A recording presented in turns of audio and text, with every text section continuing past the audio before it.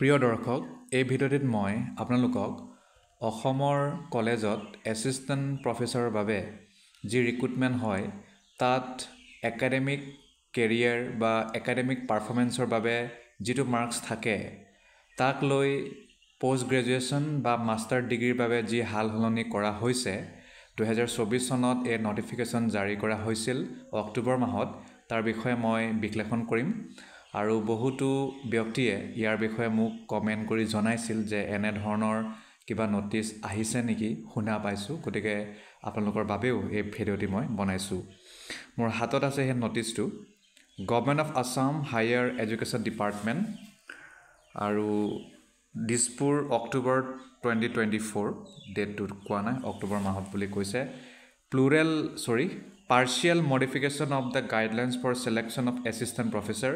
অকল assistant professor বাবেই নহয়, লাইব্ৰেৰিয়ানসকলৰ বাবেও এইটো গাইডলাইনটো লাগু হ'ব, প্ৰযোজ্য হ'ব। পাৰ্চিয়েল মডিফিকেশ্যন কৰিছে মানে আংশিকহে শুধৰণি বা মানে মডিফিকেশ্যন কৰা হৈছে। গতিকে এয়া গভৰ্ণমেণ্ট মডেল আৰু গভৰ্ণমেণ্ট আৰু প্ৰভিঞ্চিয়েলাইজ সকলো কলেজৰ বাবে হ'ব অসমৰ।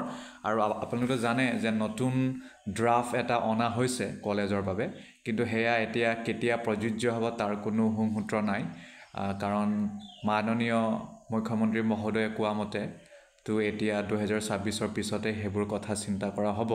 গতিকে বহুত সময় আছে, গতিকে আমি পুৰণাৰ দ্বাৰাই এতিয়া যিমানবোৰ ৰিক্ৰুটমেণ্ট হ'ব সেইবোৰ হ'ব 2026লৈকে, বা তাৰ পিছতো কেতিয়া হয় আমি নাজানো। ইয়াত কৈছে যে higher education department the government of Assam তলৰ এই চিলেকশ্যন প্ৰক্ৰিয়াত অলপ মডিফিকেশ্যন আনিছে। পোষ্ট গ্ৰেজুৱেশ্যনত যদি আপোনাৰ মাৰ্কছ 80%তকৈ বেছি থাকে তেতিয়াহ'লে আপুনি 30 মাৰ্কছ পাব, আৰু 60ৰ পৰা যদি 80 মাৰ্কছ থাকে আপোনাৰ, মানে 60ৰ পৰা 80% যদি থাকে তেতিয়াহ'লে আপুনি 27 মাৰ্ক পাব। আৰু যদি আপোনাৰ কলম 3ত ইয়াত কোৱা আছে যদি আপোনাৰ 55 মাৰ্কছ থাকে আৰু যদি আপুনি জেনেৰেল কেটেগৰীত পৰে তেতিয়াহ'লে আপুনি 24 মাৰ্কছ পাব, ঠিক আছে। কিন্তু যদি আপুনি SC, ST, OBC, NCL, PWDত পৰে তেতিয়াহ'লে আপোনাৰ 50% পালেও আপোনাক 24 মাৰ্কছে ধৰা যাব।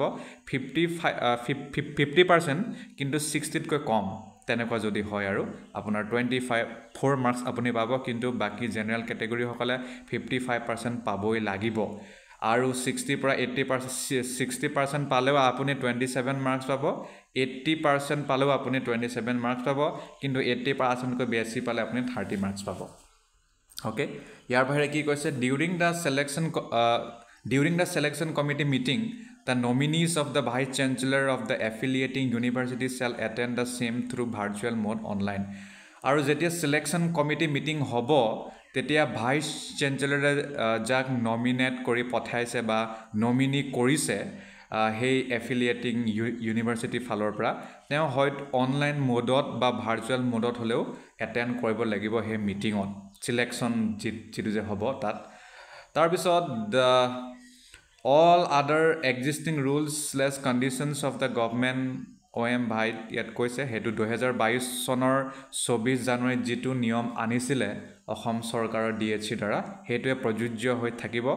This will come into effect from date of issuance of this office memorandum. আৰু এই মেমৰেণ্ডামটো 2024 চনৰ অক্টোবৰ মাহত আহিছিল, তেতিয়াৰ পৰা এইটো এতিয়া লাগু বা এতিয়া এইটো হৈ আছে, চলি আছে। চাইন বাই শ্ৰী নাৰায়ণ কোঁৱৰ। তো আশা কৰোঁ আপোনালোকে ইয়াৰ বিষয়ে কথাটো গম পালে। আৰু আগত কি আছিলে সেইটো তাৰ বিষয়ে মই ফটককৈ আপোনালোকক জনাই দিম।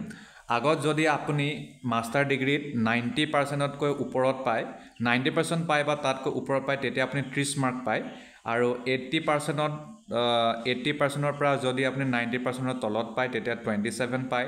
65%ৰ পৰা যদি 65% পাইছে কিন্তু 80তকৈ কম পাইছে তেতিয়া আপোনাক 22 মাৰ্কছ দিয়া হৈছিল।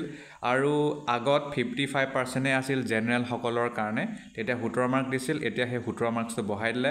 50% একেই আছে SC, ST, OBC, PWD, creamy লেয়াৰসকলৰ কাৰণে, তেওঁলোকক 50% পালেও 65তকৈ কম পাব লাগে তেতিয়া 17 মাৰ্কছ দিছিল যদি আমি এতিয়া হেতু কম্পেয়াৰ কৰি চাওঁ তেতিয়া আমি এটো কথা ইয়াত দেখো যে আগত 90 পালেহে 30 মাৰ্কছ পায় আৰু 60 পৰা 80 পালে এতিয়া 27 মাৰ্কছ কৰিছে আগত কিন্তু হেতু তেনেকুৱা নাছিল 27 মাৰ্কছ পাবলে আগত 80%